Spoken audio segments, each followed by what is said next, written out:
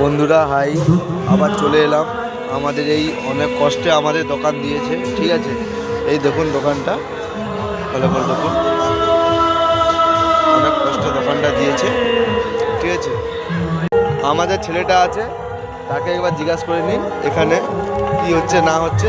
এবার দেখে ওনার দিকে আমি ক্যামেরা দিচ্ছি, ওকে জিজ্ঞাসা করে নিন। বন্ধুরা, আমরা এই কৃষ্ণনগর কৃষ্ণ মেলাতে এসেছি। আজ এই 3 দিন হলো, তো আজ থেকে আমাদের দোকান চালু হয়েছে। আপনারা আসুন, দেখুন মেলা এখন চলবে 13 তারিখ পর্যন্ত। মেলাতে আরও বিভিন্ন শিল্পী আসবে, যাত্রা আছে। আপনারা আসুন, দেখে যান মেলাটা। বন্ধুরা শুনেছেন কি বলেছে, ঠিক আছে। এই দেখুন সত্যিকারের 3 দিন পর ভাত বসেছে, ঠিক আছে।